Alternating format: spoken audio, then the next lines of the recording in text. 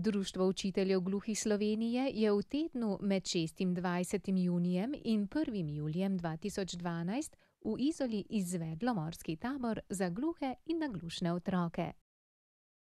Morskega tabora se je udeležilo 7 gluhih in naglušnih otrok in 4 vzgojitelji prostovoljci.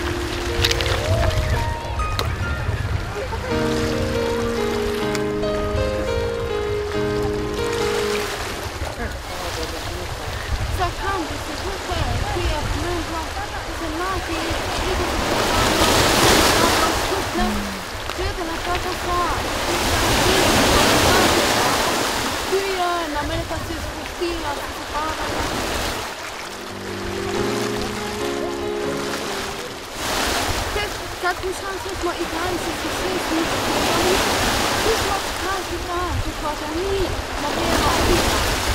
Przyszło się trudno z moimi liczbami.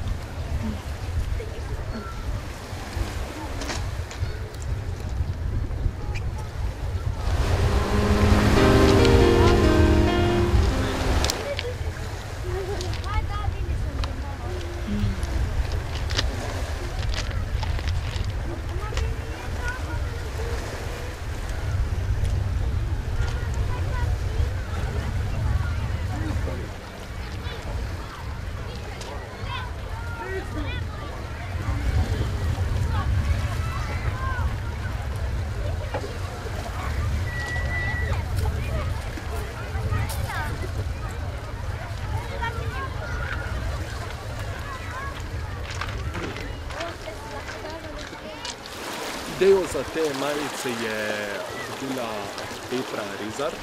Ona je želela s temi majicami predstaviti kulturo tudi slišečim. Glavno, tale znak, ki imamo zdaj tukaj, piše, da tukaj se govori znakovni jezik.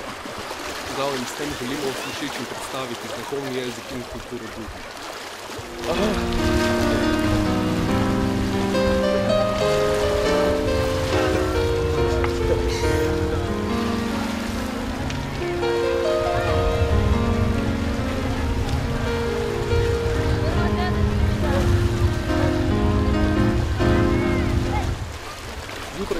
vstali ob 7, smo pojedli, se pripravili za plavanje, smo šli tam v Simonov zaliv, tam smo malo plavali, smo igrali odbojko, ob 12 smo se vrnili v Jaški dom, tam smo pojedli kosilo, kočirka je sledilo in pol smo se igrali družabne igre, letali, pol po počitku smo spet šli plavati, glavnem zvečer pa bomo šli na en kratek sprehod po mestu in pol seveda za konec se bomo tako tam sedli.